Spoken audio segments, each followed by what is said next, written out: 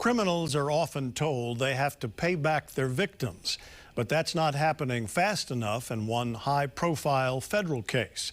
As always, Investigating's Gina Mangieri learned, payback also is not happening for some other big cases, but has improved for many lower-dollar state judgments.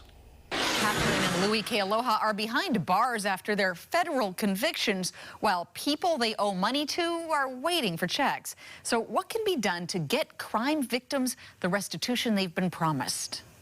It's been nearly 2 years since the convictions of Catherine and Louis Kealoha and their accomplices in a federal corruption trial. Months later, the Kealohas pled guilty to other financial crimes.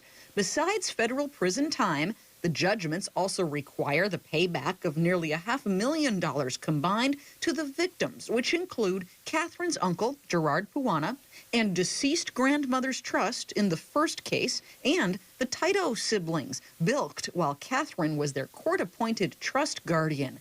We wanted to know how much money they've received back. I guess we'll have to file some sort of a motion because as of now, we're not getting anything. According to federal court records, early on, some funds from assets and liquidation were recovered for the grandmother's estate, but more than $227,000 is still owed. Chief Kealoha's retirement payments are supposed to be coming in. My understanding is that he's netting about $7,000 a month. They were going to make restitution to the two kids first, and then we were supposed to get all of it after that, but I have no idea where that stands. They're not the only ones in line for payback. The taxpayers of Honolulu are owed another $250,000 for the pre-conviction severance payment Louis agreed to pay back if guilty. Victims in other high-profile federal cases in Hawaii are similarly left waiting. Remember the Wonder Blunder more than a decade ago? Mark Hubbard was convicted of scamming the University of Hawaii into thinking he'd lined up a Stevie Wonder concert for a $200,000 fee. Now that's owed back as restitution following his 2018 sentencing. UH tells me we received a $100 check in May 2019. Hubbard is in prison until 2026, which would impede his ability to make restitution. Lack of income while incarcerated is a universal problem when it comes to keeping up with restitution, but systems themselves can do better to facilitate transfer of what money there is. The State Department of Public Safety and its Crime Victim Compensation Commission has been making inroads on it in recent years, more than doubling the number of convicts paying. We take 25% of every deposit that goes into the inmate's account and applies it toward the restitution. And while some inmates might not like it, they understand that it's a requirement and it's part of the rehabilitative process.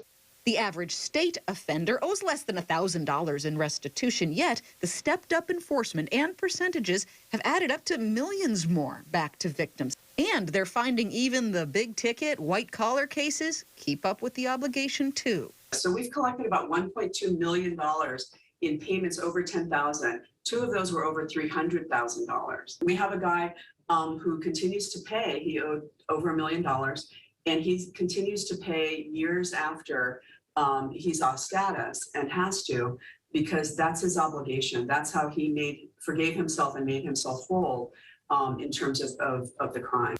Whether that will come to pass in the Kealoha cases remains to be seen. We've been asking the federal court and DOJ for answers and will report back when they respond. Gina Mangieri, KHON2 News, always investigating.